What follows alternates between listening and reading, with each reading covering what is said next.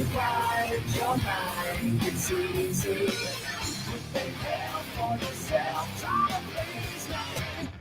Rewind your mind, it's easy.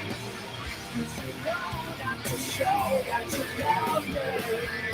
Rewind your mind. Rewind your mind. Rewind your mind. Rewind your mind.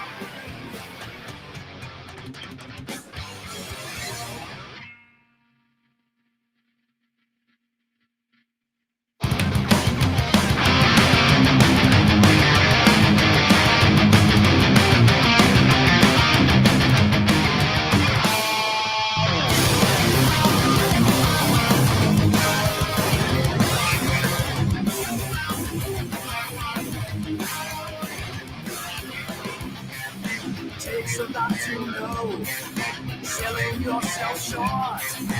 Dig another hole to find yourself a home.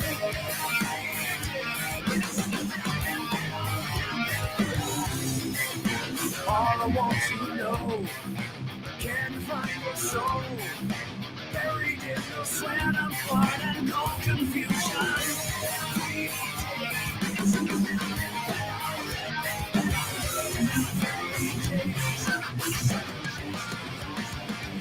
I have to let you know, you have to let me go. But saving grace is not a saving grace at all. The time you spent in chains to die another day. There's nothing left but letting go. Taken by surprise, just enough to find. Live another life and try to find forgiveness.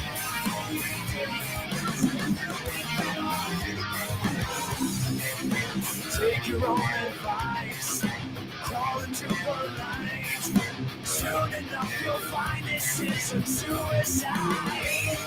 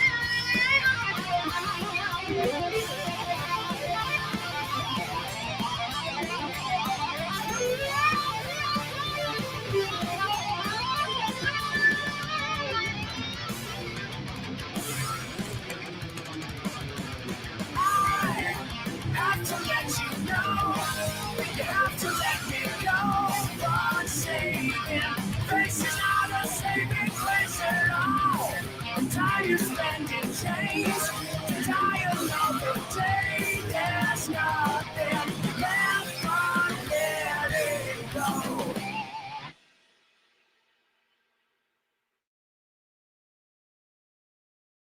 What's up, everyone? Just playing a little bit to get warmed up. Where's everybody at in the chat? How many people have gone here? Oh, we got some people in here. What's going on?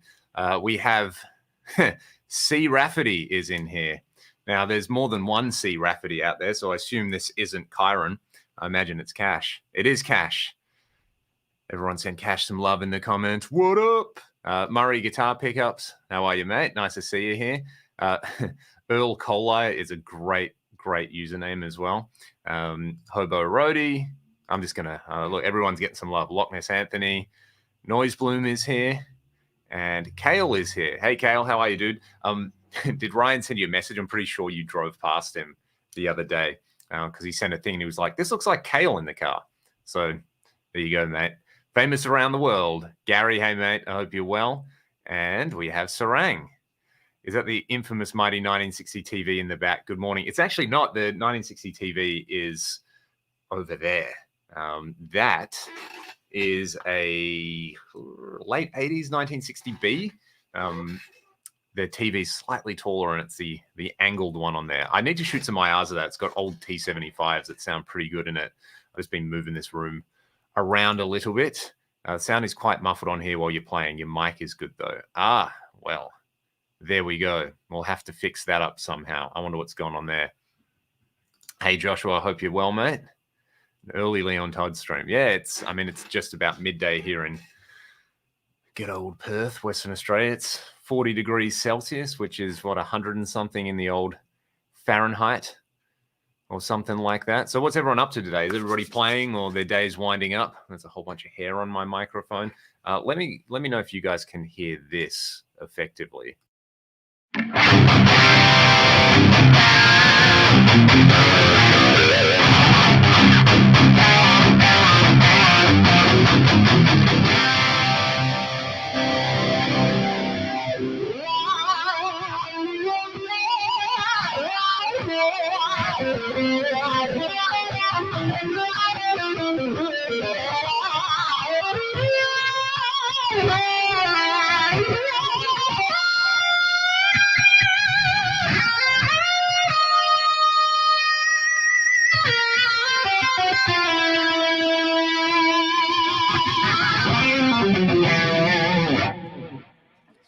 Sounds all right, Kale, but yeah, how are the guitars sounding? Because I have changed my streaming setup a little bit. Solo tone sounds a bit washed out. Don't know if that's intentional. Then gets hella grainy after a few seconds. Okay, well, interesting. There's obviously something. I'm using a new program at the moment called StreamYard, which is yeah, you can hear the synth block, by the way, doing the octave up thing on there, a little trick. Solo sounds, yeah, okay. I'm going to have to watch this back later. The grainy quality goes away. What is going on there? It has to, I'm using a program called StreamYard to do all of this. So I don't know if it's squashing the audio or something like that. How do I have everything set? Okay, I might have to revert for a second back over to old OBS and see if that will work. But I think I know what's happening. Let me see if I can fix this up. 1 second. Yep, that's no good. We might have to start again, but I'll hang out and chat for a little bit while everyone's going. Sounds tight. The grainy issue is not your fault. Here we go. I'm guessing StreamYard is limiting the audio or something. Yeah, probably. Once you start talking. Okay, cool. There we go. We'll just have to keep rolling on there. The grainy issue is not your fault. Yeah, all right. I'm going to complain to StreamYard. What am I paying for this garbage for? I appreciate that, Chase. I appreciate that a lot, mate. There's probably something in the settings I am doing wrong. Let's see. What's going on with the audio? Hey, let's try this. Is this any better? Because there's a bunch of... And we want stereo audio. Of course we do. There we go. Let's see if this all works. Automatically adjust mic volume, echo cancellation. I see what's going on. All right. Let me know if this is any better when I do some whittlies for all.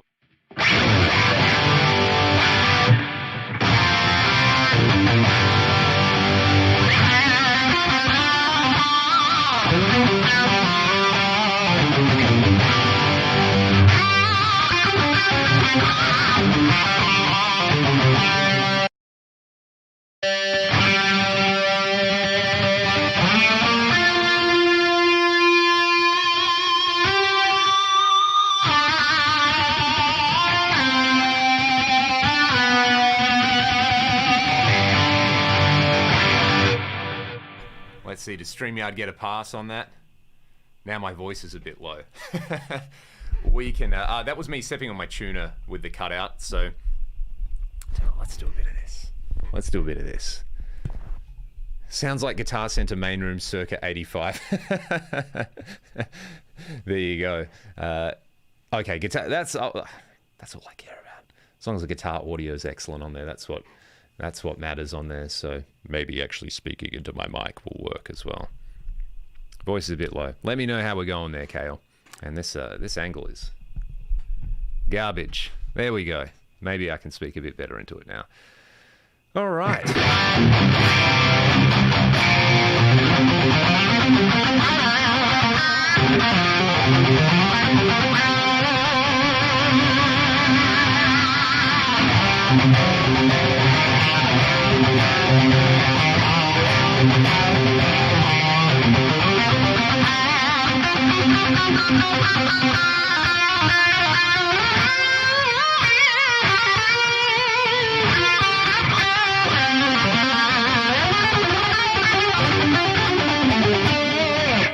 There you go, Jay.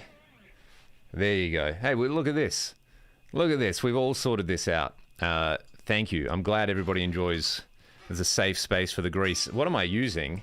Look at this. I can pull this straight in over here while I tune my guitar. So, for anyone curious, using this amp at the moment, a little bit of a departure. It's got a little bit more of that 80s grease about it, as you'd expect from a 5150, but it's the new Stealth Red model. I like that. I like it a lot. And playing George Lynch in Drop C is a bit of an energy, isn't it? Hey, there you go. Thank you, Jay. I appreciate that, mate. Big thanks. Let's see. What can we do?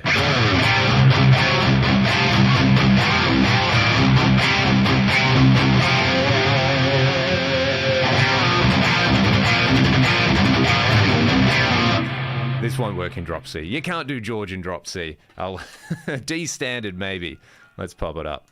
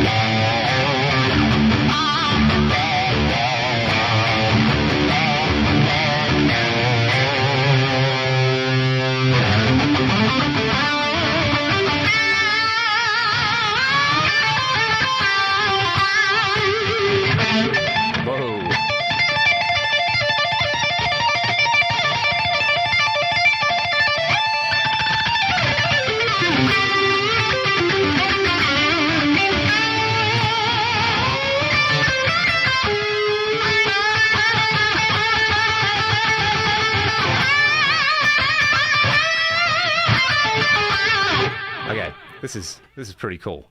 Pretty cool. Let's see. I Bite You. Could I pull out a 7-string? Let's do that in a little bit, mate. That's a kind of cool suggestion, but while I go back down to Drop C, because we're only really one away, even though, I don't know, how do people like to use almost enough low end for Don's voice? Yeah. There you go. What was I going to say? For 7s, what tuning do people roll in? Because I have basically only ever played mine in Drop A or equivalent, like Drop G, something like that. And it makes sense to me, because when I grab the 7 in a second, I'll show you guys, but it's like those Root 5 bar chords. They just sound really, really big in there. So I kind of like that. Almost into Zach there. There you go. I'm in my local guitar shop, 1990, salivating over the Ibanez models.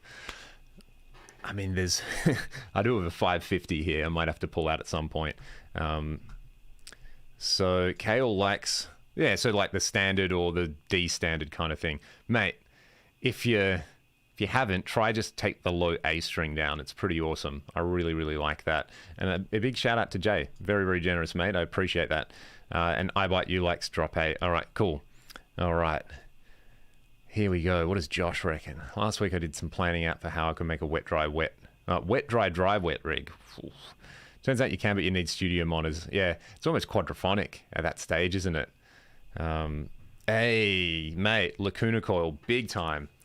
big time. I was listening to them recently after the first time, maybe like 10 or something years, but what was the album that had Swamped and the others and Heaven's a Lie on it? That one they got a lot of rotation around here when that came out. It was like Italian Evanescence. It was awesome, and it still is awesome. I think they've Comalize, that was the album. I think they've reissued that or re-recorded that recently, which is pretty cool. So look, this is my lower tuning tutorial thing that makes a lot of sense, and I'll demonstrate it. I'll demonstrate with this patch. I'll just turn a few things off. So the general vibe is with high gain stuff, and you'll notice with a lot of these modern metal amps on here, they've got a lot of filtering in the preamp section. Okay, so if we take something that's maybe a bit flubbier, you just take something that's got high gain. Let's take a Recto. Should probably turn the screen share on so that you can all see this.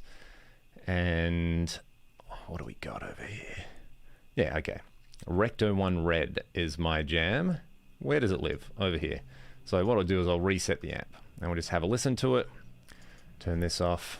You know, it's not amazing yet. All right, mate. Serious poo. Take it easy.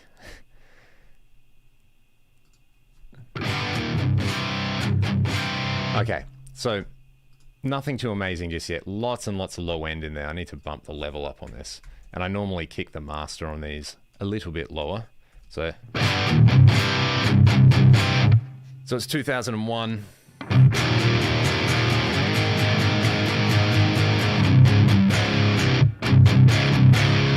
So if I just don't touch the amp, we've got two things we can do here. We can mess with pre and post EQ on here. And to me, the thing that kind of makes modern high gain, you tune down a lot, right? So you want to do some input filtering. So what you can do is, the idea is you cut bass with, you know, say a high pass filter or something. This is a very crude way of doing it. And then you boost bass afterwards. So, you know, if we cut some bass from the front of the amp,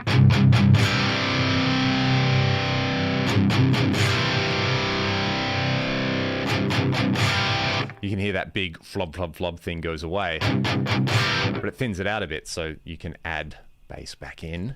You kind of balance that like pre-gain bass cut, post-gain bass boost. And then you can use this as like a level boost as well. And the more you cut, the more you boost, the more you cut.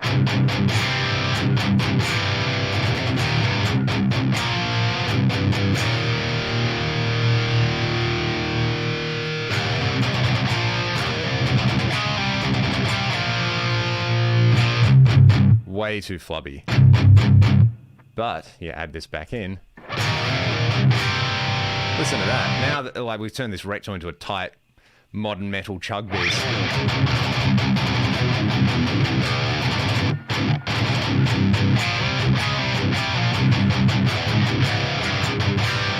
Now the interesting thing about this is basically what a Mark Series amp does. So, you know, if you look at what I normally do with a Mark IV style thing,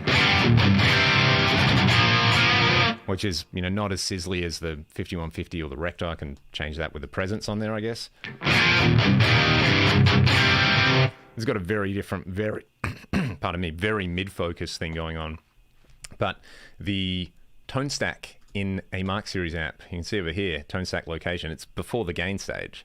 So you're cutting bass, you're cutting mids, you're boosting treble. I guess it's a passive tone stack, so you're not really boosting treble, you're actually just cutting less of it. And then after all the gain, you boost bass and you cut some mids in there. So that's your modern high gain template, you know, for me anyway. I think that's just kind of how it works. But you could hear that with just plenty of filtering and extra level in the preamp section versus the power amp section. Let me grab the 7 so we can hear all of this in action. And generally, again, like the lower your lowest note is, the higher you want that cutoff frequency in there. Otherwise, I mean, that's how you flub an amp out, right? You just put too much low end, because everybody likes bass, right? But if it's bass in the preamp, not necessarily the best thing. Okay.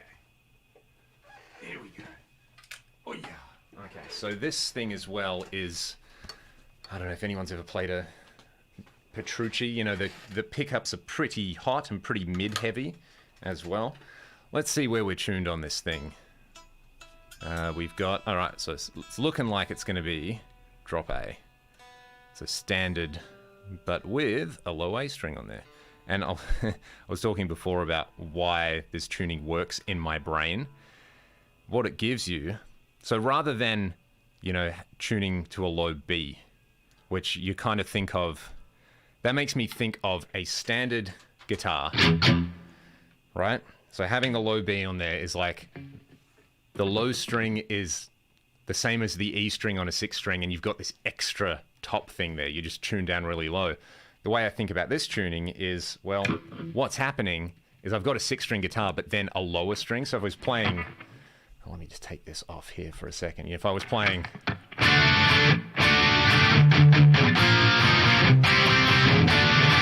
you can then go, so that chord is a bit wimpy on a 6-string.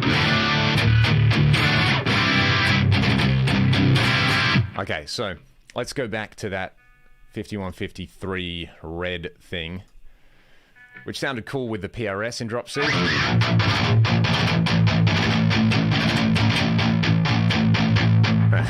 Where you mute's really important on this as well.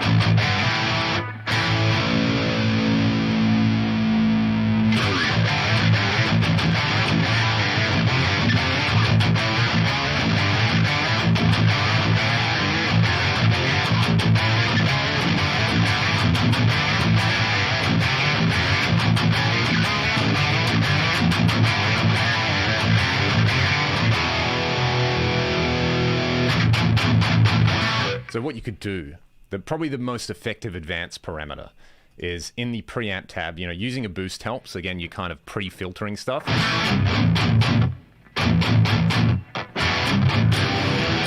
Man, this needs a tune. This guitar's been sitting a bit unloved recently with some of the new stuff I've got. That will do. Cool. Okay, so you can use the boost. A great one for really, really chunky stuff is the grinder. So it's based on a Fortin grind. It's going to cut a lot of low end and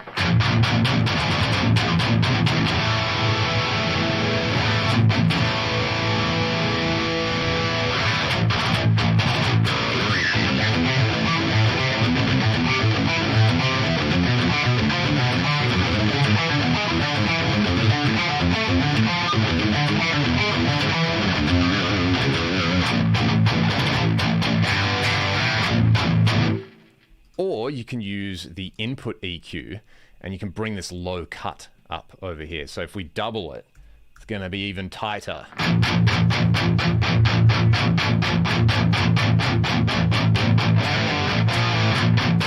You can double it again and hear more of that effect.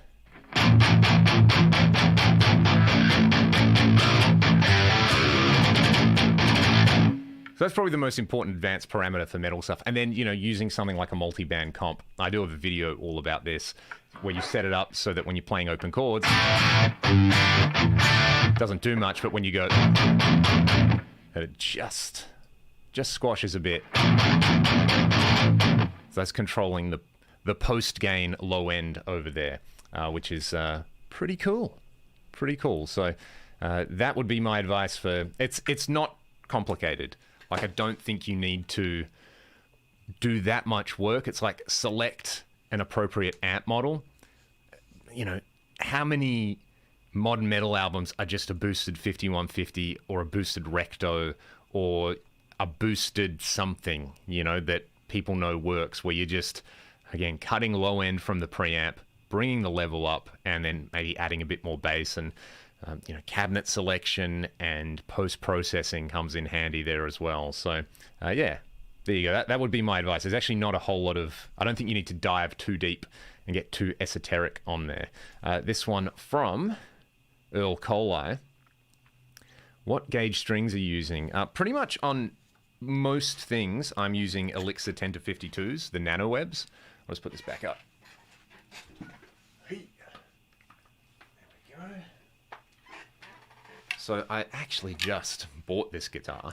It's a 93 CE. I don't know if you can, it looks black, right? But it's actually, if I catch it in the light the right way, it's actually this very, very dark navy blue with metallic flake in it.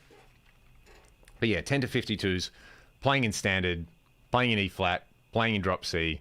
On the 7 string, it's 10 to 52s, I think with a 60 low string, which could probably get a bit thicker, but the peg head on the 7 doesn't actually fit anything past, I think, a 62 or something like that. So that's a little bit of a pain in the backside. But yeah, 10 to 52s, and different guitars feel like different guitars. I don't want them to sound the same.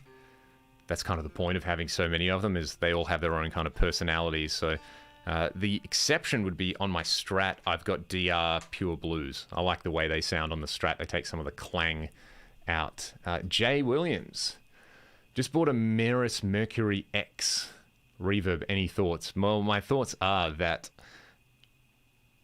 I think you did well. All the clips I've heard of that sound amazing. One of my friends has one and is glowing about it. How have you tried the? So I know in the what is it, the CXM 1978, the one with the slidey knobs that they did with Chase Bliss. I understand that the Lexicon 224 algorithms that they reverse engineered or modeled, or however you want to put it, that they ported those over to the Mercury X. The LVX seemed cool, but the Mercury X seems like, I don't need another reverb, but I'm tempted. I'm so tempted. Very, very tempted indeed. So, yeah, let me know how you like it, mate. It looks like a kind of ultimate do-it-all reverb pedal, and it's blue and it looks cool, right? It's a correct color. I had the Mercury 7, and I've done some videos with that one. That's a really, really cool pedal, and I imagine adding all that extra stuff to it is only better. Nick Granville in the house, ladies and gentlemen. Everybody send Nick some love over in New Zealand. What have you been working on, mate? Are you straight into the new year and super busy? I imagine you're just always super busy. So this next one, while we're waiting for Nick, is Sean Page. Happy 2024, mate. Thanks for tuning in. Where did we go? This one is from Drist. How's the QC after the update? Does it hold against Fractal FM3, FM9 now? I think it's really good. Yeah, I'm enjoying it. I really like having the software editor. I'm so used to working with software editors that not having one on the QC was a massive pain and actually made me not want to use it. But I'll do a bunch more videos on there. I think the amp models sound really good out of the box. The capture facility in there, capturing your own stuff, if you know what's going on with gain structure and, signal flow and things like that, is the way to go. I don't love, I just, in general, there's always like a 100-to-1 ratio with captures that are kind of garbage and actually good sounding captures. But if you've got a QC and you don't have the headfirst amps captures, go and get all of those because they sound fantastic. But yeah, it is a very good option. Form factor's great. It's got the software editor. Like a lot of people, I've got gripes about the fact there's not the plugin implementation, and I don't know if they're just going to use the plugin implementation as like, well, from now on, new content's going to cost you X amount of dollars if you want the 2C Plus or the Petrucci amps or something like that. But yeah, it sounds really, really good. I've done a couple of comparisons between a Marshall and a Deluxe Reverb between various modelers, and I think it holds up really, really well. I don't think the foot switching annoys me. Like the way you can't just assign anything anywhere like you can on a Fractal device. And the effects aren't as deep. They're a couple of years into the game versus, nearly 20 years with Fractal and nearly 30 years with Line 6 and Boss and a few other companies doing the modeling thing. So I can understand that it's not as fully featured, but I think it's at the level now where you can just go and buy one and make music with it, which is the bottom line with all of this stuff, right? It's like a midnight shiny blue. So Noise Bloom, I actually wrote to them and said, hey, can someone tell me what this color is? They got back to me and they said, yeah, that one's, what is it? It's midnight, or it's either midnight metallic blue or metallic midnight blue. But yeah, it's a cool color. No binding, which I mean, this is, everyone's seen Alex Lifeson had a black CE24 in the 90s. I think his was a 91, so kind of been gassing for something like that. And it popped up at a second-hand store here. So, I had just sold a bunch of things that I wasn't using. And, these things, I like to tell myself that it's providence, but, it's just gas, isn't it? Greetings from Germany. Pifty, thank you so much. I appreciate it. Planter Phantasma, have you ever noticed a grounding buzz using the elixirs? No, I haven't. But now I'm going to look out for it because of the coating. Yeah, I haven't really noticed that. That'd be an interesting experiment to do. A very interesting experiment to do. Because obviously, if the coating is too thick, I can imagine that maybe you're not getting the correct contacts when you're touching the strings. But also using the axe so much, there's a very, very good noise gate in there. So, interesting. Ben Peasley, how are you, mate? It's always nice seeing your name pop up. Love the CE. I usually look at the Swamp Ash specials, but that one looks great too. Well, the thing that kind of fired me up about it was trying the Swamp Ash, the SE Swamp Ash special. And I was like, whoa, bolt-on neck PRS. I'd never thought I'd like it. But, I mean, even unplugged, it's pretty zingy. It's nice and loud. And look, I'm going to say something. Anyone who's got an early 90s PRS or an early 90s Ibanez or just an early 90s anything, maple neck and whatever they were doing with the lacquer, it feels particularly hard. That's the only way, when you, I don't know, just the feel under the fingers with a lot of modern maple necks. It's not satin, but maybe it's just worn down a lot, but it has that, super slick gun butt finish rather than feeling a bit sticky and a bit soft. So, yeah, pretty interesting. Working on my technique, took a lesson with Jake Wilson just before Christmas as was feeling stale, getting someone out. Jake is absolutely ridiculous, isn't he? And my understanding is a fantastic teacher as well. So that's pretty cool. Pretty cool. Some of the 212 stuff. I've picked up a lot from Jake and, Tom Quayle and David Beebe. Shout out to the Guitar Hour podcast crew. They had a bit of a variety special earlier that I wanted to jump on, but it was 4 a.m. here. So, and everybody go and subscribe to Nick's channel because fantastic player, great lines, great tasty tones in there, and check out our Gear Podcast episode. Nick can throw the link in the video description or something in the comments. Sheldon, you are too kind, mate. I appreciate that. It is a pleasure. It is an absolute pleasure. Have you tried the 100 watt stealth from EVH? Did you ever review that head? I've still never reviewed the head, but I really want to because I'm loving the model in the axe. The blue is really good as well, but I think for me, the red just has that extra little bit of hair on there where it can get super tight, super chuggy, but also, it's got the lynchness about it and the DiMartini about it. Whoa, I need to tune this guitar. We'll get to that. I might play something for all of you in a second. The Dusty Waring C. Yes, that's the one with the Floyd. Hey, I have a student who's got one of those, and he seems to enjoy it. He's very much a Floyd Rose person, so he's like, what PRS should I get? I was like, well, get this one because it's got a Floyd. The only... And I get that, if you're a Floyd Rose person, it must be frustrating seeing nice guitars that don't have Floyds. I'm kind of the opposite, where I see a guitar with a nice guitar, I'm like, but it's got a Floyd. What am I doing? Let's see. So Nick has a 22 with the 3 soap bars. Oh, dude. They look amazing. Absolutely amazing. All right, where are we at? Someone mentioned something about King's X in here. The Mark IV for the tabor tones. I agree. It's got that... You can get the sizzle or you can get the smoothness out of it that I really, really like on there. Yep. Hey, Kyle. What's up, man? I hope you're well as well. It's my favorite EVH model in real life. I think I have to try one now, don't I? I think I have to try one. Sean, have I tried changing the power tube?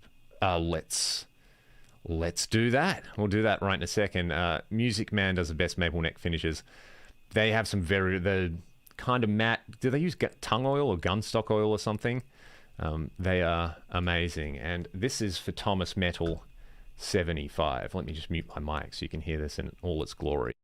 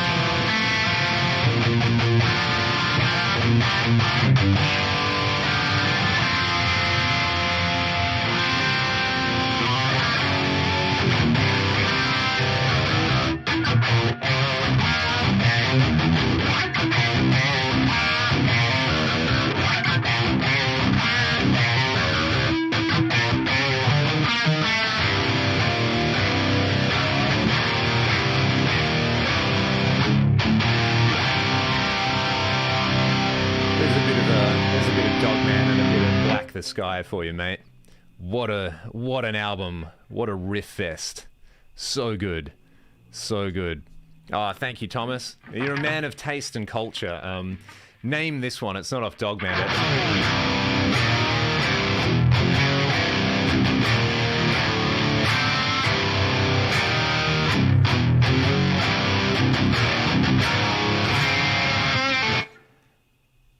If you're a King's X fan, it should be a fairly easy one as well. And Happy New Year to you as well, Kyle. What new things have you got planned for 2024? You're always a busy man. So, Don Lee, Lost in Germany. What is that? Yeah. Okay, we're getting there. Lost in Germany, yeah. That's one I really should practice a bit more. But there are so many good bits in there. And yeah, it's that one. I will settle for the album that it's off. There's a lot like that, right? Also, for anyone interested, I was asked, is there a Rockman in the background? Yes, there's a Rockman in the background. And what's going on with my... this is the other one. So here's one way to hack a Rockman sound on the axe. Ignore this. Actually, that's like a pickup simulator. Okay. Tilt EQ at 1600 hertz, 9 dB of gain into a compressor. Put some chorus on it. That is basically the Rockman Clean 2. And it sounds pretty cool.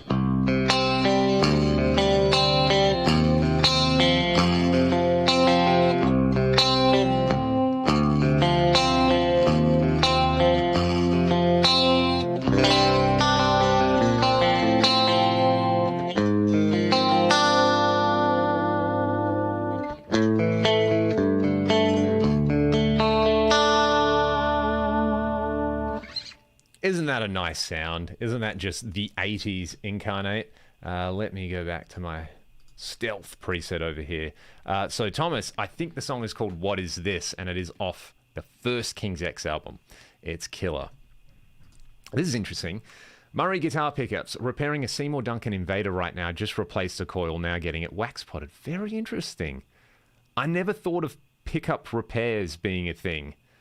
I always thought, it's busted, chuck it in the bin and go and buy another one. But it's cool to know that, well, I mean, really, what's going on? You got some magnets, you got some wire, they might need to be rewound, wax potted. You know, I'm sure if you can make pickups, you can also fix them as well. So that's very, very cool to know. Like, what did you have to do to it? I'm curious. The trainer thought cleans, yeah, big time. For the chorus, yeah, what's going on with the chorus in this preset? Let me go back. I think it's... What are we doing? So it's just the digital stereo. Okay. This one, if you grab my free blocks library, it's the 2290 chorus. So it's been matched to that. That's why it has that super wide...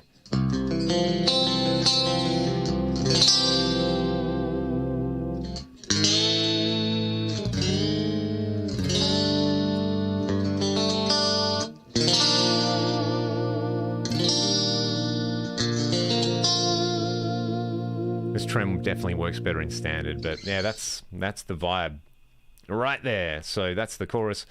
This one is from Dolfinado, who may or may not be a dolphin. I'm sure you get that all the time. Slight tangent from guitar, but I always noticed the Zelda in the background. Did you play Tears of the Kingdom? I did. I loved it. It was dense. That is kind of the only term I could use for it. And the main story in it was super, super fun. I kind of got it the week after it came out and like smashed it for a few months.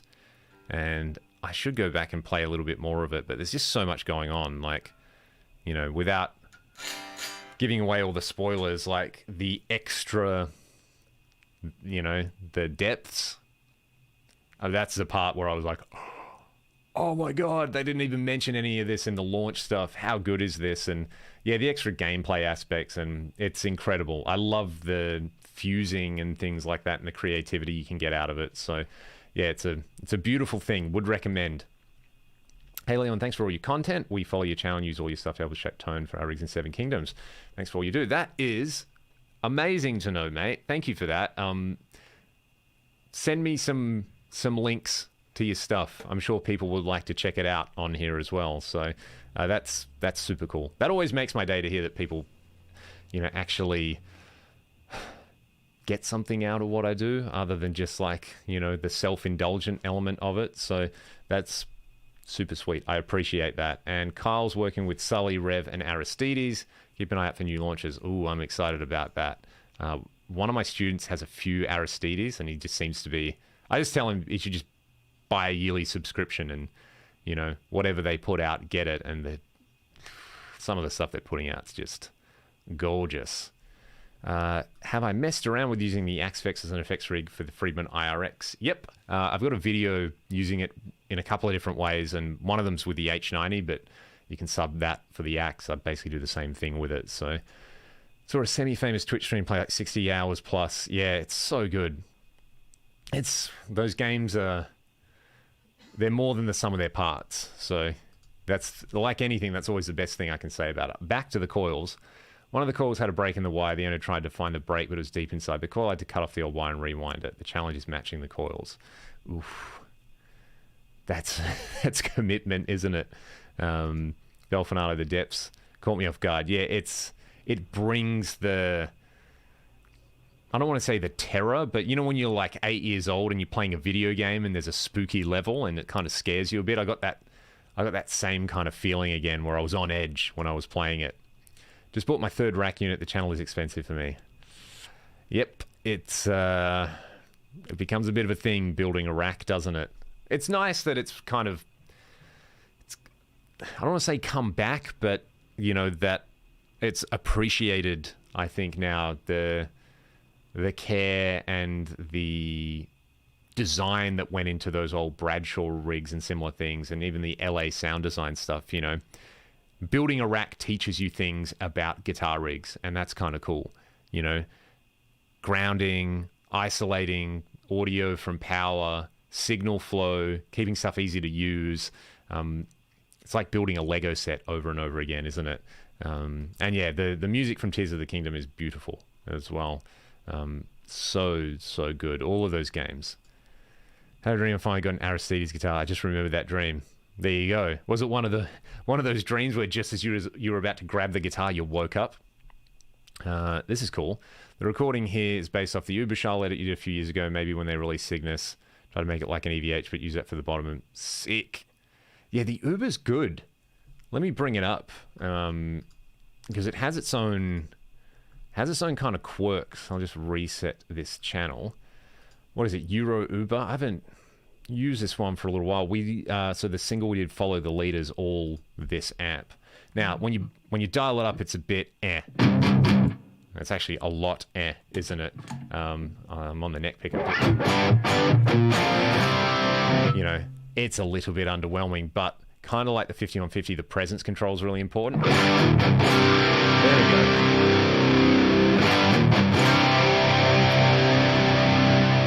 Bring the master down a bit, give it a bit of a boosty boy. That thing is interesting that it does.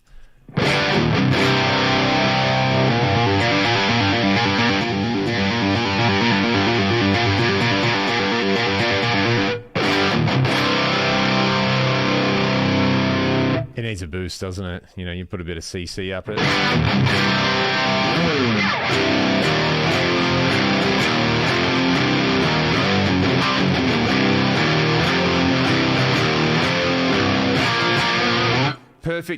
Perfect amp for layering because it just has mids kind of no matter where you have it.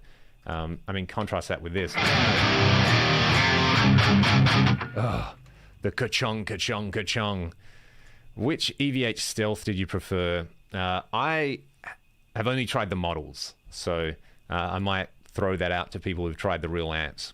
Yeah, and agree about the Uber 7 Kingdoms. Yeah, it needs some extra sauce, but it's just got a character and like texture is the word with high gain that I think is really, really important. This is NYC Geology. Had to downsize, so trading my Les Paul and Strat for an old 2000 McCarty. Congrats, man. They are fantastic instruments. Mine is from 2006. One piece top, one piece back. Beautiful guitar. Actually, while we're here, that one will be safe there. So while we're talking McCarty, yeah, I bought this one sight unseen in 2009 or something. This is currently, where is it? It's in drop C sharp. So I might play an older Ragdoll song for you. How does that sound? But yeah, it's got its own thing going on in a big way. Does yours have the unadjustable bridge? I need to change the strings on this, actually. There we go. And I took the Fishmans out. That's a Sir Aldrich, and that's a Duncan 59. So it does this thing pretty well. I'm going to play a Ragdoll song in a sec, but first, because we're in drop C sharp.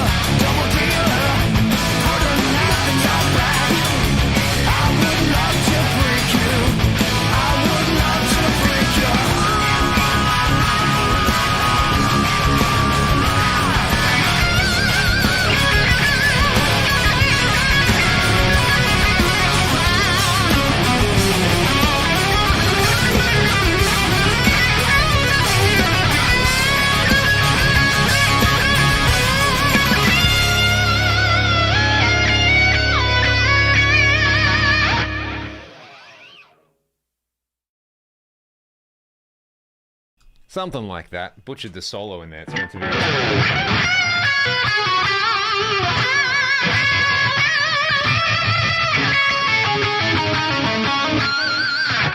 That's a bit better, isn't it? So, yeah, this is a super, super fun guitar. Hey to Zach Thong. Hope you're enjoying your day, mate. 2000 McCarty standard with P9 is... Oh, man. That's... That's one thing I don't have in the PRS format. This is cool to know that this particular McCarty was one. Sounds just as ballsy as my LP with great split coils. Congratulations, man. It's always a nice feeling where you're like, I can't believe there's a guitar this good. And Heavy Brettle, go and pick it up, mate. Go and make some noise. So interesting. This is definitely the most... If I had to say, like, what's the most Leon Todd rhythm part you can play, it's this one, where... Oh, man. Don't ask me how I came up with this, but, you know, the add 9 chord, or sus 2, whatever you want to call it, and then with the octave, and then the little... So, you know, like every other 80s riff is...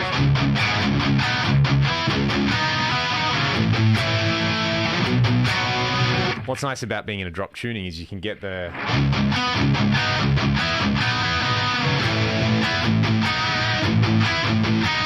So I'm just trying to get that everywhere. So it's a bit out of tune. That should... It's the A. So where's the 5th string? It's always the unintended culprit over here. And the 2nd string. There we go. So that's kind of... what's that Winger song?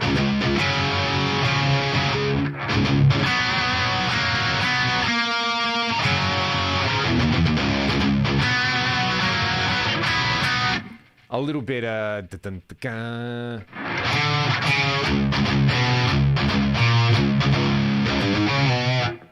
You are the saint, I'm the sinner. Definitely influenced by that one, but...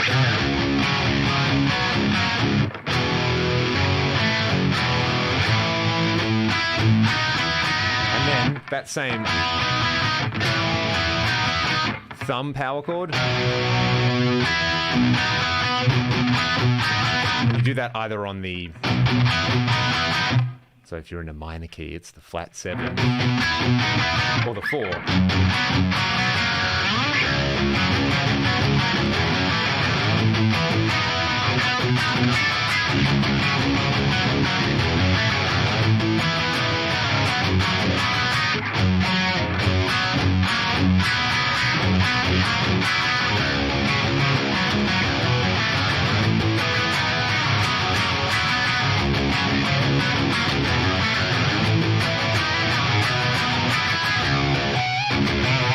So that's Break You. That's what's going on. It's I use that trick quite a bit. I'll play you another one called Love on the Run, where...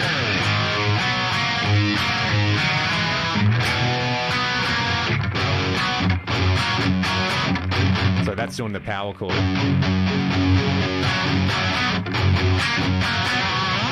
It's a cool trick. You should all play around with it. So what chorus pedal have I been using live? No pedals, basically just all fractal. For the last 4 years, it's been the FM3 or the FM9.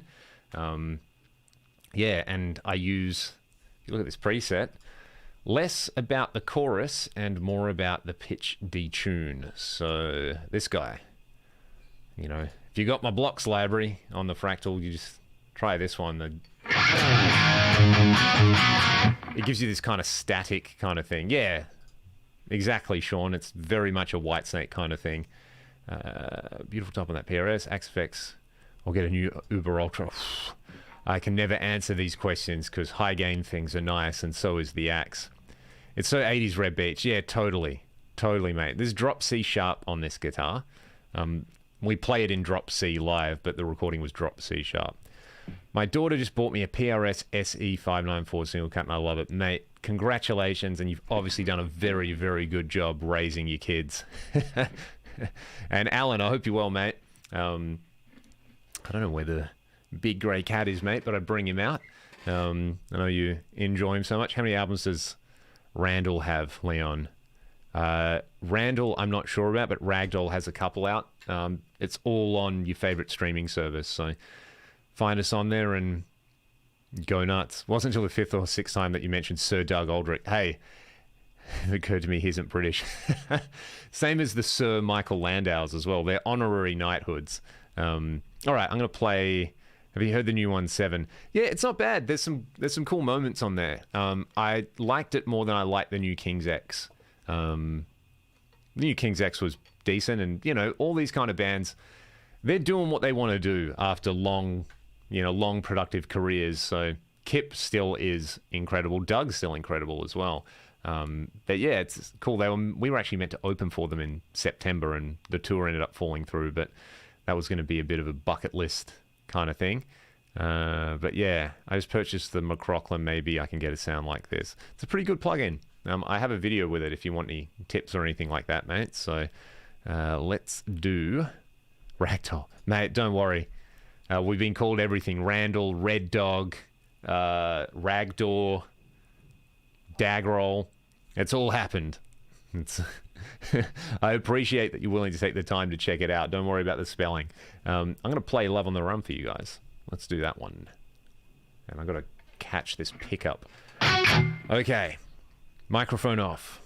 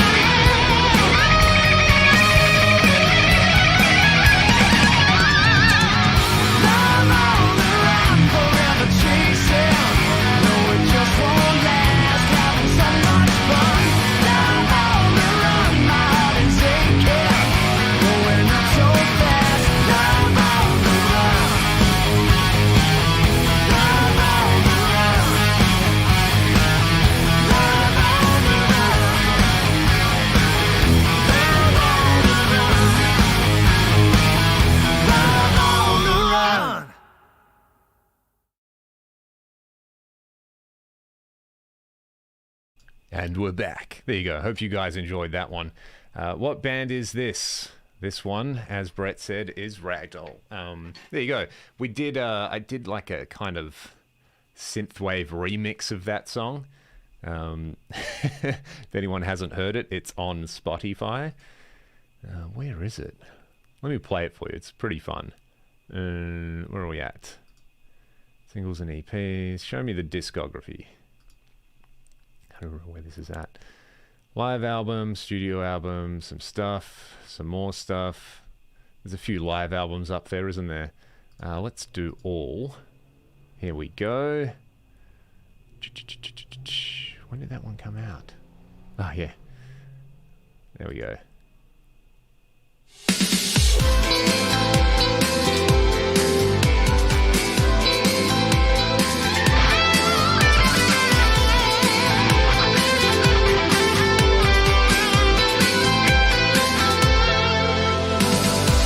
Dear Father, please forgive me. I got the demon with me, and now we're ready to play. Now this is getting heavy. We've both been very busy. It's been one hell of a day. It's not a demon you've been dreaming in the shadows. Why can't you see that you've been chasing after one? Mystery is how to keep from going under. Love on the run, forever chasing. No, it just won't last, having so much fun. Love on the run, my heart is aching. Growing up too fast. Love on the run. There's even a sax solo on it. On the run. Oh, no, no. Love on the run. This is with the normal solo.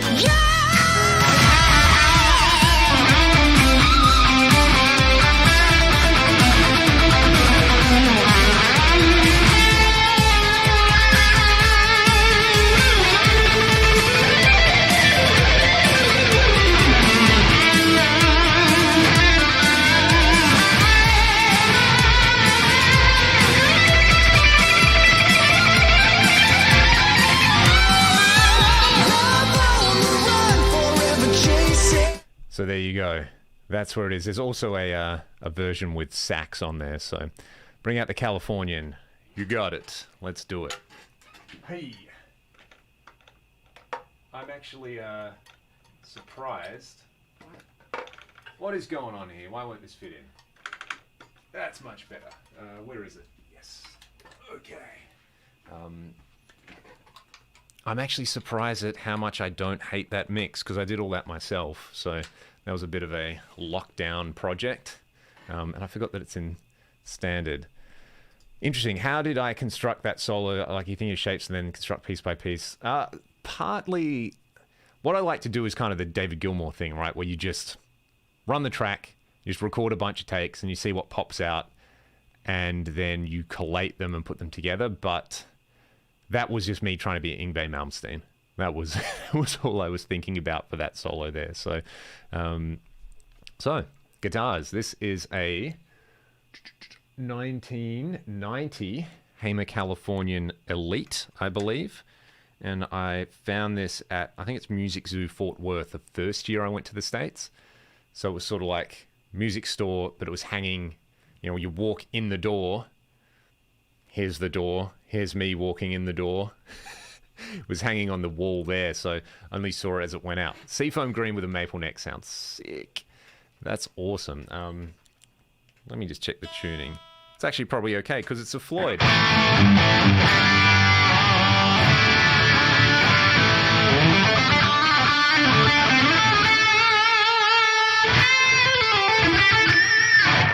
Spoke too soon. Always speak too soon with Floyds. The E's okay. The E's okay. It's always on this particular guitar. It's actually fine. Maybe I'm just not used to hearing this guitar in tune. There we go. You have $1,000. What do you buy? Ooh. And so you've got a gift card for $1,000. You're asking. Now, am I buying this for me, or am I buying it for you? That's the question. Let's see. depends what you want. Do you want a guitar or do you want some stuff? Like you could get an FM3 for $1,000 in the US. You could get a PRS SE DGT and some change, I believe, at the moment with the prices where they're at, and they're very, very good guitars. Well, you could buy like a stupid reverb pedal, one of those really expensive. Well, you've got plenty of guitars and you've got an Axe-3. Oh man, $1,000 worth of Vegemite. There you go. This is the correct answer. Yeah, interesting. I mean, hey man, I'll pull it out in a second. The guitar, that is. But yeah, they're very, very nice guitars. They're nice to have that kind of thing. Yeah, 5 years supply of strings, a lifetime supply of picks. You could, I mean, look, if you've got the Axe, you could augment it with something else, you know. Like I said, FM3 is a cool thing, or you'd have to buy it direct unless the gift cards with Fractal. You know, the H90 is cool. You could buy a bunch of pedals, but then that gets you into the game of buying pedals that you're probably never going to turn on because you've got the Axe. You know what? Yeah, you could put them into some studio monitors. You could put them into in-ears, put them into treating the space. You know, you could not spend it directly on music gear. You could, like, wherever you play guitar, the space you're in, you could spend money on that, upgrading it, you know, getting sound treatment, or if you're using computer-based stuff and you're recording, you know. Do I own a Yamaha THR-30? I don't, but I've got the Hot Tone, what do they call it? I should know because it's the Pulse with a Z on it, which is kind of TH-30-esque, which is really, really cool. Like their amps and things like that sound pretty awesome. The THR's really, really nice. You could buy half a Soldano Astro, which is a pretty awesome amp. Mine is right there, hanging out. I actually did a video that will come out, I think, next week, comparing it to the Hot Rod 50 Plus. So keep your eyes out for that one. Yeah, it's hey, are you seeing a theme in here with my favorite guitars? You know, they're just, it's kind of straightforward, isn't it? So yeah, I mean, I feel like when I pull this guitar out, it helps. The jack stays in. I want to play Sabotage songs on it, you know.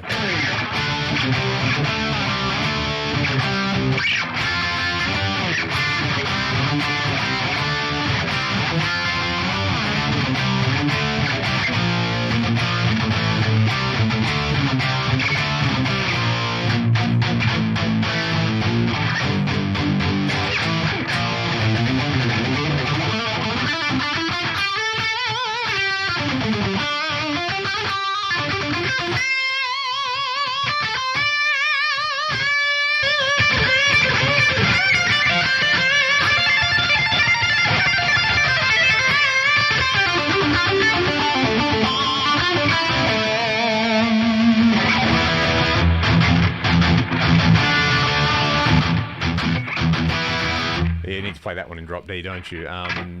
What's the other one? Actually, there was a Sabotage song I wanted to...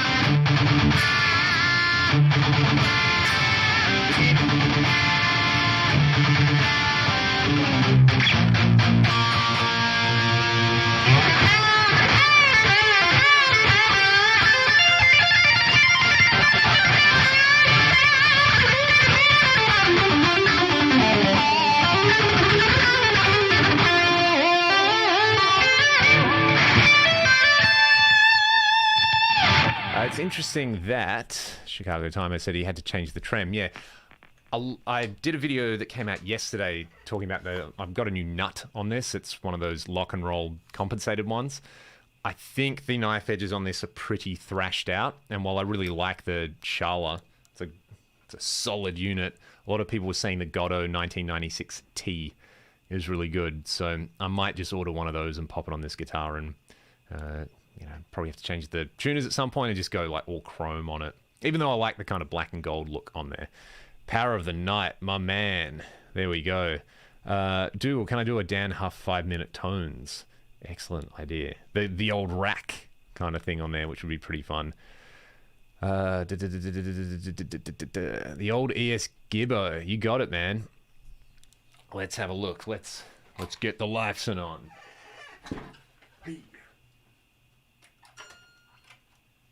Oh boy, this thing has basically no frets on it. It definitely needs some love at some point, but it's just got this clang about it at the moment, doesn't it? Pretty dark sounding guitar. Excellent for layering stuff in the studio. But yeah, it's one of those things where it's pretty beaten up and old, but it's beaten up and old in just the right way. So I'm always tempted to listen to that.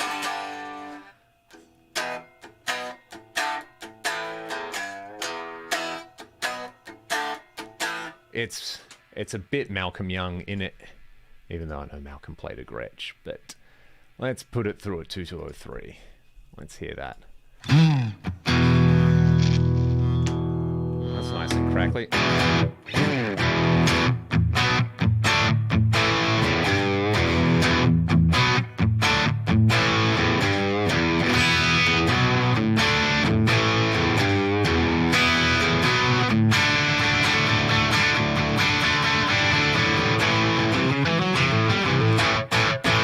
You smash it with gain and it's pretty rad as well. Let's go back to the old 5153. Give me some lead.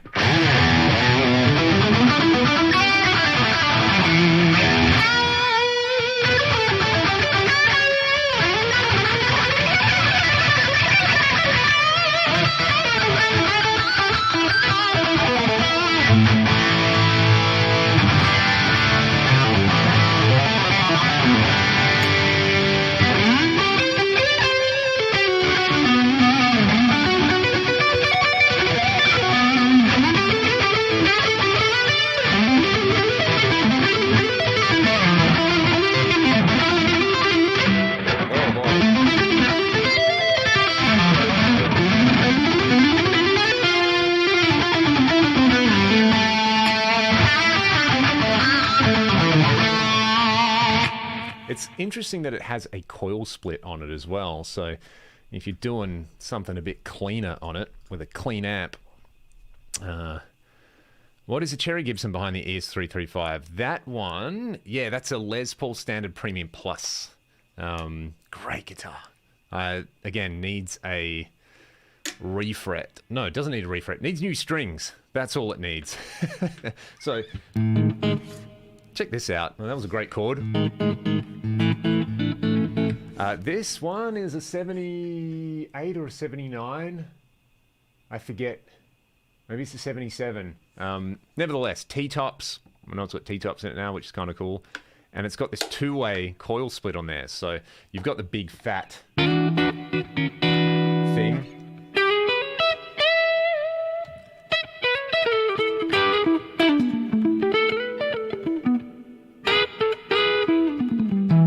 You know that?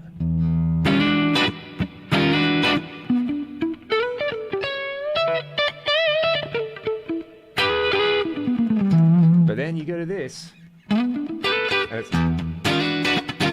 which is kind of cool in the middle.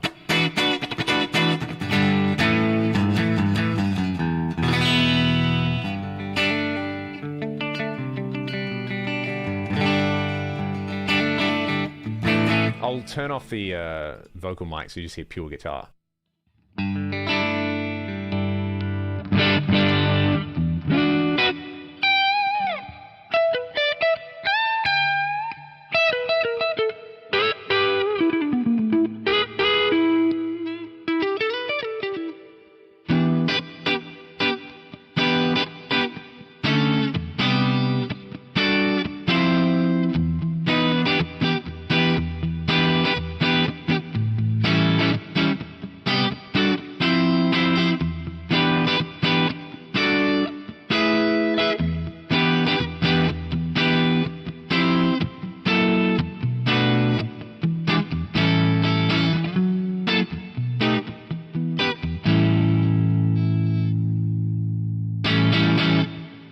Very, very nice. Sweet sounding guitar is the term for it.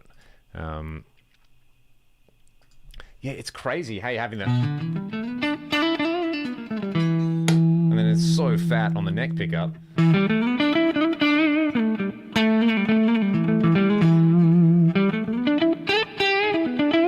Yeah, you're not hearing Rush for one good reason. I don't have my Rush preset up. Let's go. Let's do this one. So, you know, Alex did the gift of tone thing and put out a bunch of blocks. Here we go, right?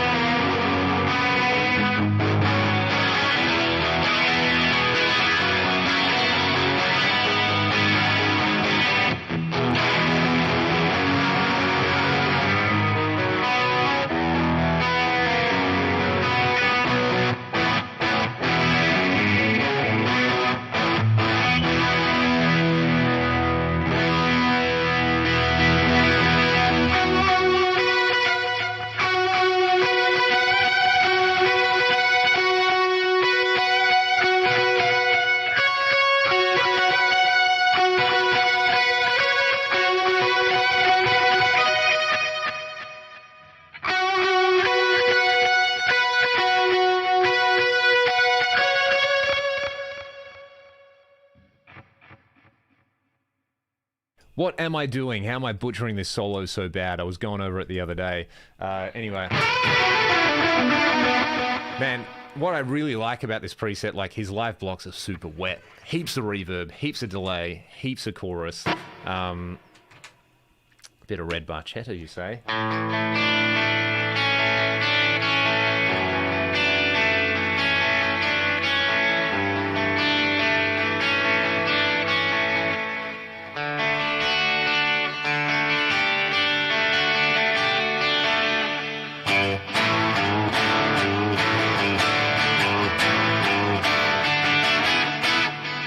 What is that? There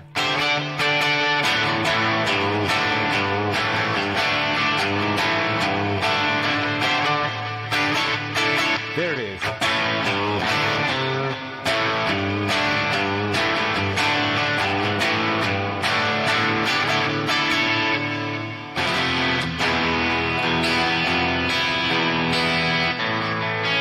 Ah, man, I always got it.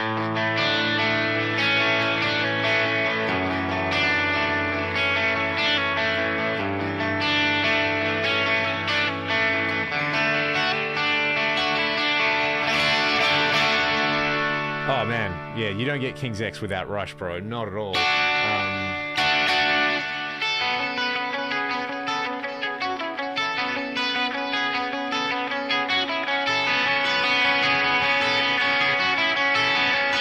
Why haven't I played this chord yet?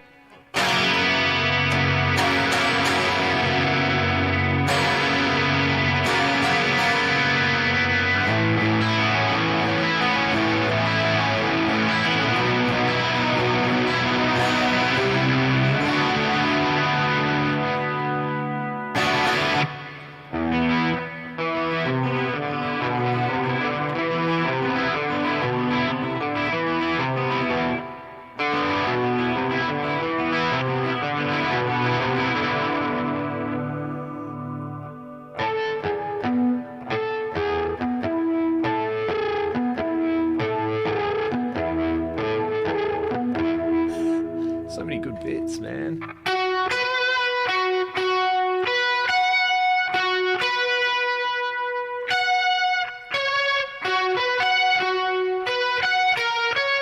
There it is. What am I doing? Well, give me some of that solo tone.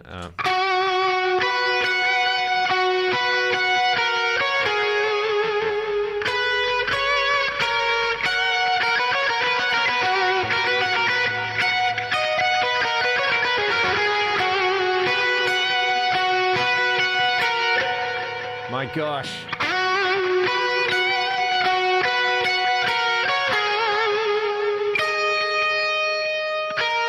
Yeah.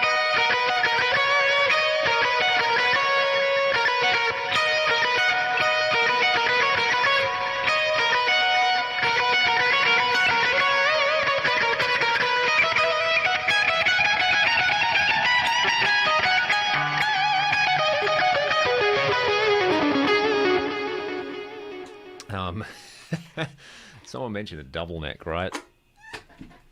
We're going all in, kids. Right. Right. This is going to take me a second to tune. So, I'm sure people are very familiar with the EDS 1275, which was the SG style double neck. What a lot of people don't realize is Gibson made a guitar before that called the Double 12, and you could buy it as a 6-string and a 12-string, or a 6-string and a mandolin, and they made very, very few of them. The originals had a spruce top and a few other bits and pieces. Look them up. Really, really rare guitars. This is not an original. This is a replica that my dad made based on... He basically took photos from some old Gibson book, right? So he's found these photos. Wow, how... No, that's clearly not an A, dude. There we go. Something like that. Yeah, so he just basically photocopied photos of these guitars and tried to copy them as much as possible. It's a bit relic-y looking. Look at it. It's ridiculous, right? Look at the headstock. He, you know, went all in and copied the logo and things like that. This thing is just a monstrosity. It's gorgeous. I love it. Indeed he is. Indeed he is. So now I've got to try tune this thing. What tuning is this in? Maybe... I suspect maybe it's in like Dadgad or something for Ultimate Jimmy Page. Oh no. What are we in? Like Open C or something? Oh, no wonder why the tune is not picking it up. I'm on the wrong neck. Here we go. Is this... What's going... I forget there's so many controls on this thing. Let's see. Yeah, the Steve Clark raises. Okay, I think we're in Open C here. That would make the most sense. Or maybe it's Drop C. Well, we're going to find out in a second, aren't we? Trying to tune this beast of a thing. Yeah, Open C. Very cool. So I'll show you my favorite thing on this guitar in a second. Am I even tuning the right? Close enough. Hey, there we go. What you can do is you can have the 12-string neck on, which I do at the moment.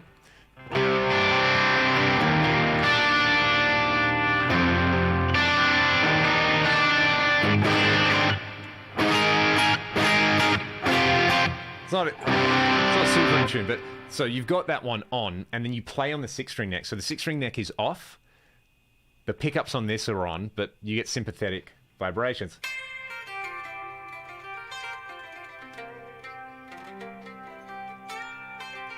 How cool is that?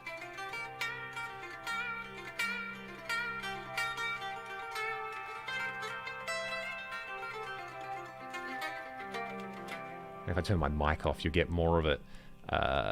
Let's try this. I'll crank the snot out of the amps.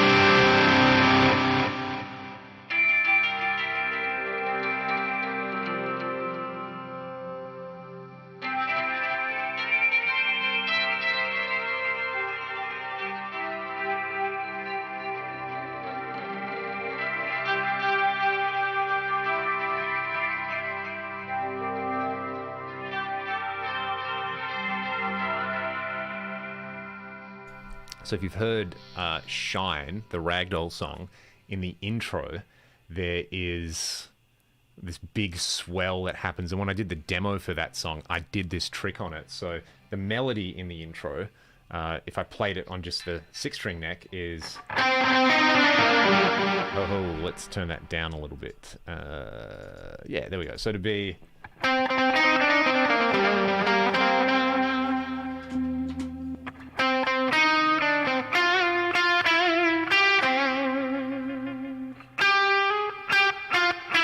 Okay, but what you do is, and what we did was, you know, there's a big vocal thing at the beginning. And you can hear in the background, I'm playing the melody, again, on the 6-string neck with the 12-string tune to open C.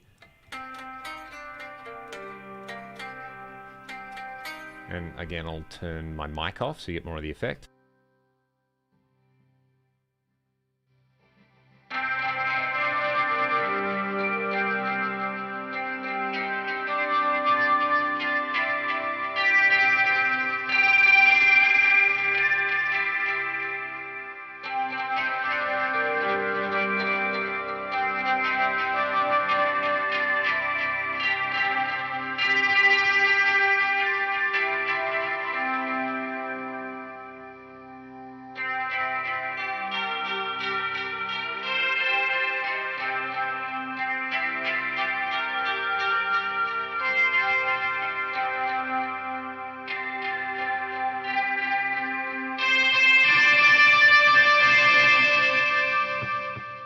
I guess you could probably get a similar effect using a resonator or something on the axe. Getting some Ziltoid vibes with that sound. Yeah, big time, big time, big time.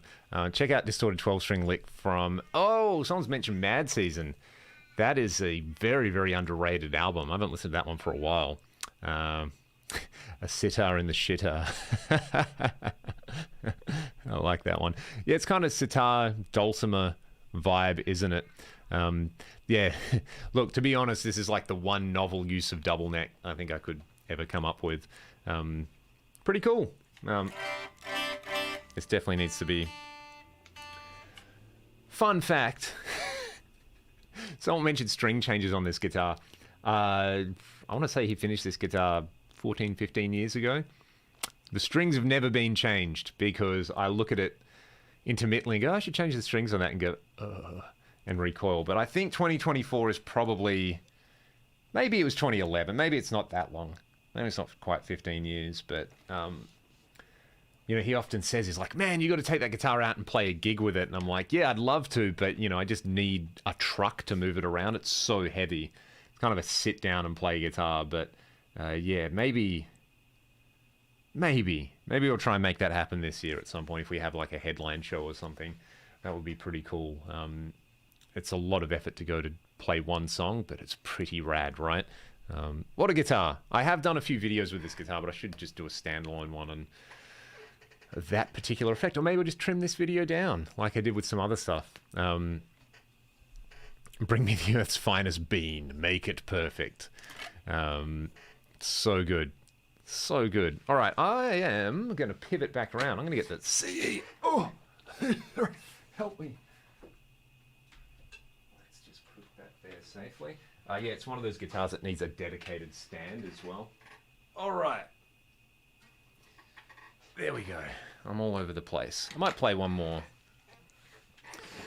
Have you checked out any of the Badlanders? I have not, but and I know there's some people in the chat below who could probably very much enable me to want to check one out. I really want to check one out, you know. Tighter pre-boosted recto. All the things about a recto with all the things that you normally add. Kind of sounds pretty good to me.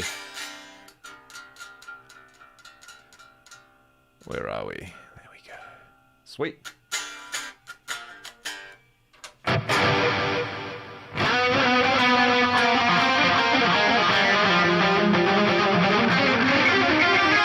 Here's a question that I missed earlier. Sorry about that, Pedro. How do I like the action? Low? Yeah. As long as it's not buzzing and as long as it's not super high. But it varies. I think I'm way less fussy than I used to be, like playing that 335 before. The action's a little bit higher. The frets are non-existent. They're so low, but still fine to play. I just kind of feel like, yeah, that's just how that guitar feels to play. How did he learn to make guitars? I think so. His dad was a turner and fitter and pretty handy with those kind of things. So he did a lot of, he's always been good with his hands, and I think it just kind of started off as a hobby, and he taught himself a lot of things, and over time picked up a few bits and pieces from some people. So yeah, and just he's one of those people who, when he gets into something, he really, really gets into something, and he likes detail work and things like that. So it's kind of like a perfect thing for him to be doing. Don't run over the cable. So yeah, he doesn't do as much of it anymore, but he's making some cool stuff at the moment. So I'll have to pull out a few more. He made a Gretsch White Falcon copy recently that's like probably better than an actual Gretsch construction wise. He changed a few things, but it looks bang on. Like, found the drum shell coating that they use for the kind of glossy binding and things like that. So yeah, anyway, did I get to Pedro? I did. You kind of stock, not so low that the string is dead, but I haven't measured it. But yeah, there's a Frank Gambale quote about being like water running downhill. You just take the path of least resistance, and I kind of feel that with guitars now. How's it going? Very, very good. Power Metal. That is a great username. The RG is still here. It's hanging up there with the Strat and a few other bits and pieces. So, yeah, this is not the complete picture, right? Do you ever sell any of your guitars? Yeah, I've been more in the mindset. Well, I didn't really buy much stuff from about 2014 to maybe 2020. And I did move a few things. I had a lot more Hamers, so I moved on a Chaparral Vintage S.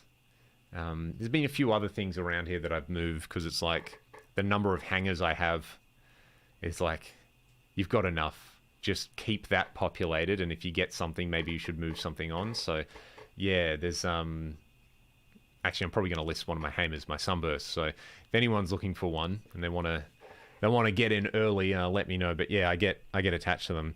I don't have a gem. I do have an RG 550, which is close enough for me. Look, I like those guitars because of Vi and Racer X, but it's like a guitar I've never gigged, and I don't know if I will. They're great. I really like them, but yeah, I don't know. There's other things out there that I kind of rely on. It's about 40 degrees Celsius today, so it's nice being inside with the aircon on. We're cooking over here. Blending 2 amps. So what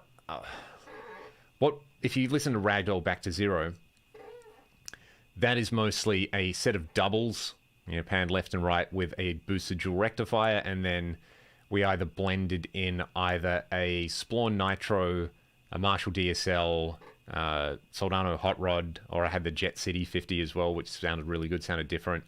Or I think there was like one track had an ADA and a 5150, and I think we used the Brainworks Friedman plugin for one song, just for some extra rhythm guitars. So that was cool. What I would say is get your main doubled amp sound right first, and then let's say you were recording an EP, so you have 4 tracks. Track everything with your favorite amp.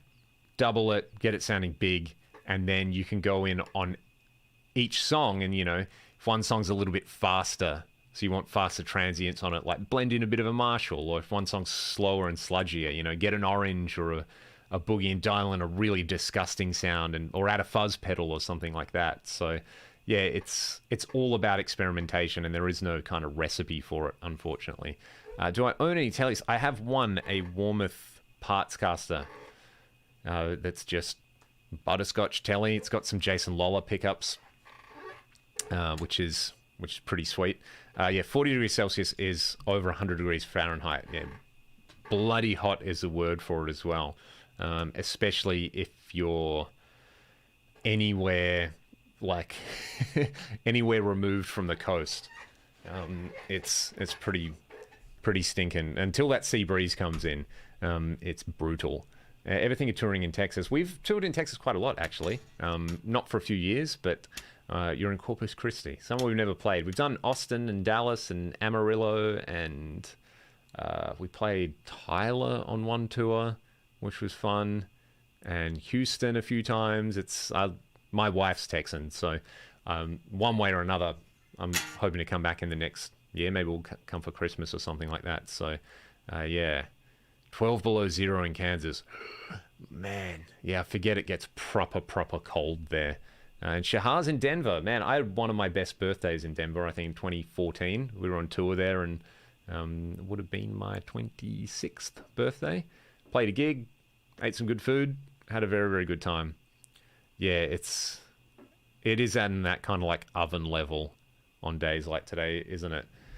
Have you used stereo left, right with a third amp dry in the middle for live sound? I've never done that. I've always felt like wet, dry, wet is cool, but I've done wet, dry live before with real amps. That was fun, but also a lot of gear to take and a lot of stuff to haul around. So yeah, just a good kind of stereo thing works well for me.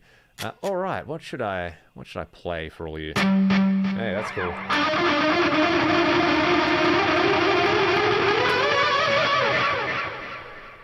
I might play one more song for you. I might play Rust. I haven't played it on this guitar yet.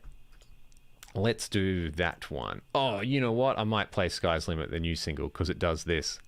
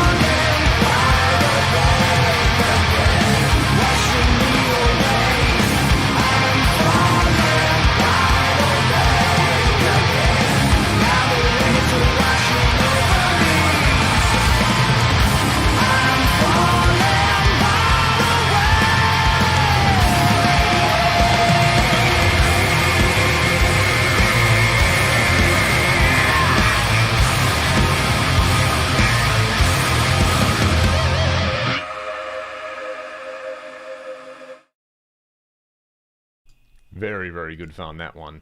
Very, very fun. Did somebody ask where so Queensland, QLD Queensland. If you're cold, move to Australia, exactly. Thank you, Earl Coley. I appreciate that. Shahab, thanks for being down to earth, not coming across like a shill for corporate brands.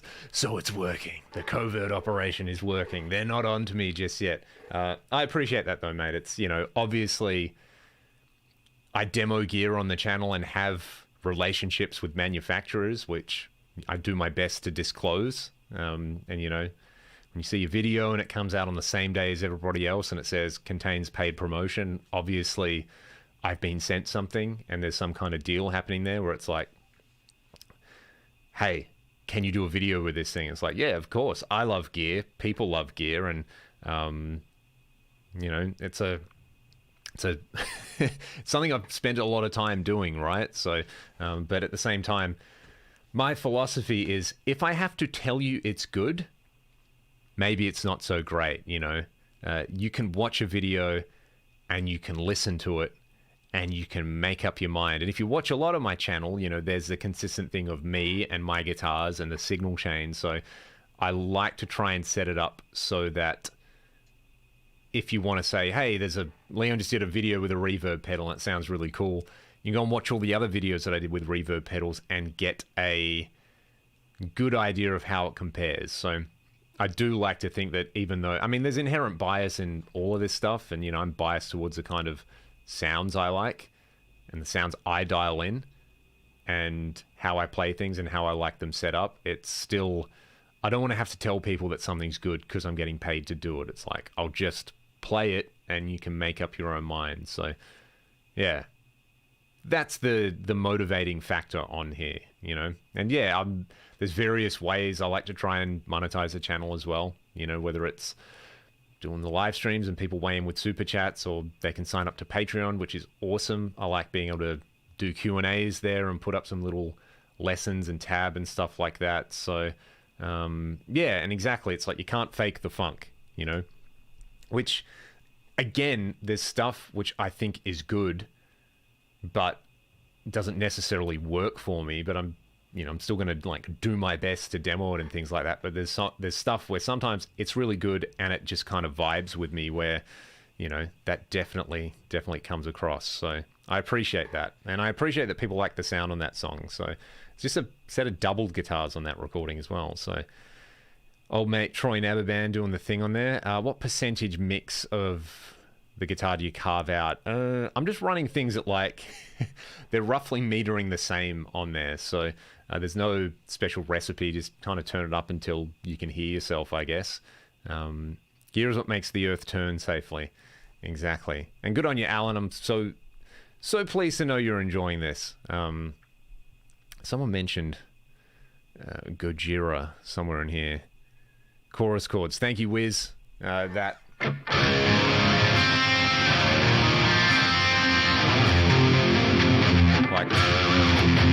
something's buzzing. What's going on there? I think it's the... No, it's just a string. It's just the string. It was fine before. It's a bit too low. And it's also out of tune. So that...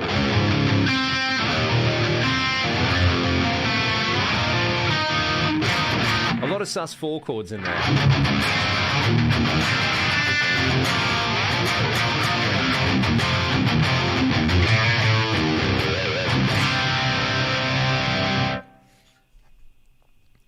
Warming shelters because it's so... Wow. That's so cold, man. I actually can't visualize, or I don't have any experience with that type of cold where it will actually kill you. Australia just cooled down after that riff. Where did somebody say... That tone on that song was a lot like Gojira. Well, what do they use? The 5150s or 5153 Stealths? So... Such a great band. The album Magma that they did in 2016, I listened to a lot. It's such a good album. Such a good album. Yeah, amazing band. Everything they do kind of turns to gold. That was me, and that was definitely a compliment. Thank you, Matt. I massively appreciate it. Thanks, me and Lupin. Yeah, he is... Where is that fuzz nut. Yes, I think mine, there's... it's actually... the spring on... I've isolated it. There's a bit of string buzz here, but there's also like the springs buzzing in here. It's kind of wild.